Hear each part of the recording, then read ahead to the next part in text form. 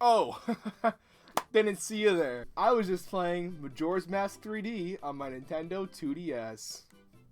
But in all seriousness, I was just looking at the home menu. See, look, this is not even Majora's. That's Donkey Kong. Why is he flying on that? What? And I'm gonna tell you today, my Majora's Mask is a bona fide masterpiece of a game. At Nintendo, they finished Ocarina of Time. Everybody loved the game. Thought it was great. Still the best rated game to this day. And Nintendo was like, we have to follow this up with something. What are we gonna do? Shigeru Miyamoto is just like, you got 1 year. The fact that this game didn't turn out to be a complete mess is a miracle. It's not even a mess. It's an amazing game. I think the reason why it's so great is because they didn't have time to think about anything. They were just like, let's just do this. Let's do that. How about that? Under any other circumstances, the game would not be this way.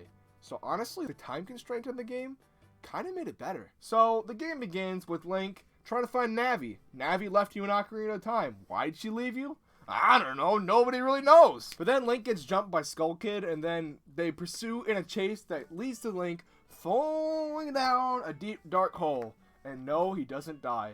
Stop it, MatPat.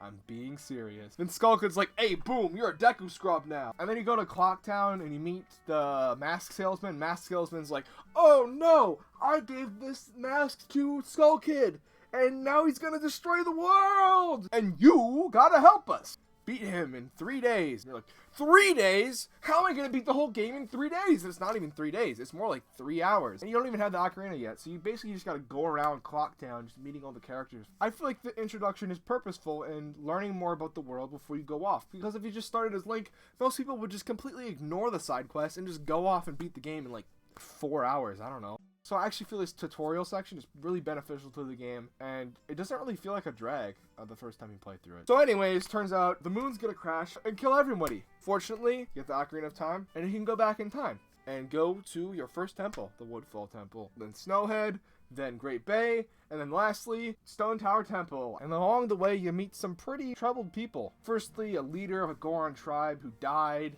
Then you meet a Zora guitar player who was going to talk to his wife, and then he died, and you're Link, and you're a kid. You're like, I don't know how to deal with this, man. I'm a parent now. You take over the lives of these people by wearing their masks.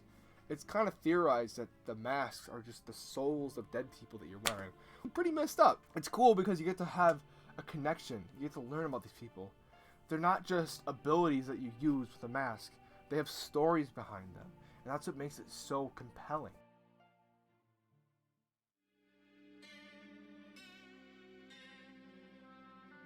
So that was the theme for all 4 of the worlds you go to in Termina, and they're pretty darn creepy. They all have their own chilling atmosphere. Like the first swamp one is just kind of like the basic one. The one in the Goron Mountains makes me cold, like, oh man, I gotta get a jacket on right now. It's like when you like tip your toe into the pool and you're like, ooh, that's cold. Speaking of water, you got Zora's land next, and that one's just like, it has like a little more of like a guitar to it. The one in Hakana Canyon, that's like the creepiest one because it's spooky. You got ghouls, you got goblins. Okay, you don't have goblins. You got all the creepy crawlies. You're getting goosebumps, but in a different way from being cold. You're getting goosebumps by being scared. The rest of the soundtrack of this game is excellent. You got the Overworld theme, which is just like the normal Legend of Zelda theme, but way more stressful. You got like a percussion in the background, like as you're going, so you feel like you're rushed. You feel like you have to go. You feel like it's Black Friday, stuff's getting off the shelves, you gotta go get the stuff before they get it, and you're just like, oh shit, for my kids last minute! There's a good Overworld theme, really matches the tone of the game. You're on a timer the entire time, and nothing makes it feel more stressful than a stressful song in the background. So, Koji Kondo, great job. And come to think of it, most of the dungeon songs in this game are a little bit of a disappointment compared to Ocarina of Time. Ocarina of Time felt like a little bit more of like music to the temples that all fit their respective dungeons pretty well, and here for the most part it's just okay. You got some like chanting in the background of Woodfall Temple, very atmospheric, nothing you really like listen to outside of the context of the game. Same with the Snowhead Temple, is just ambient noises. I think Ocarina has a lot better temple music besides one. That's why I'm saying those 3. I'm not saying all of them, those 3. There is one that eclipses them all. Perhaps the best soundtrack, perhaps the best track in the entire game. I'm talking about Stone Tower Temple, man! Oh my gosh, that one is a bop. That one is a jam. That one is a jiggy. When the song comes on, it's just like.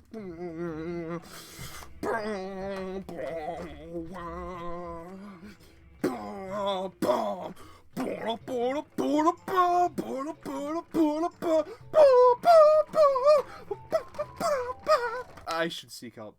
Certified bop. The temple itself, it's just okay. It's fine. It's a little difficult, but it's okay. I managed to figure it out. And now that we're onto that, let's get to the temples. Just the design. You got Woodfall at the beginning. It's pretty easy, you know, not too hard to get accustomed to. I think the Goron temple, I feel like a little harder. You know, it might take me a little more time to get through. Great Bay Temple. Uh-oh. This is hard. This is like the Water Temple, but more confusing. Uh-oh. Oh no. I'm gonna run out of time. And then lastly, you got the Stone Tower Temple, which is really confusing. You have to like flip it upside down to solve different puzzles. These are all so intricate and like well designed that I don't even care that there's only 4 temples. Like people are complaining that like, oh, there's only 4 temples. The fact that they finished 4 temples, including all the other side content in this game, in 1 year? That is ridiculous to me. Like, these are, like, some of the best temples in any Zelda game. I'm not even kidding. And they did it in 1 year. How? They had a lot more time for Ocarina. Some of those temples are dog water, man. The Shadow Temple? Ugh.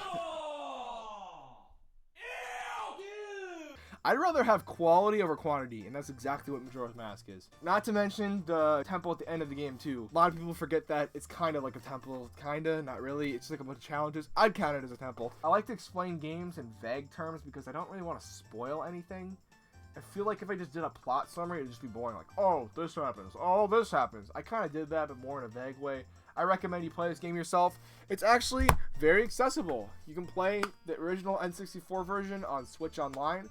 Great way to play it.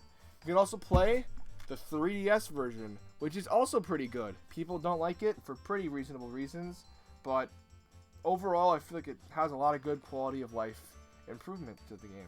Like more flexible time skipping, more save points, better graphics. And it honestly just makes me wish that Nintendo would re-release Ocarina of Time and Majora's Mask together on the Switch, just like an HD port of these games, because you can't buy 2DSs or 3DSs anymore, and the eShop digital store just shut down, so you can't even buy those anymore. You have to get a physical copy. I can imagine being very, very expensive now. So Nintendo should just re-release this game. They also gotta re-release that game right there. But point being, Nintendo, re-release these games in HD, please.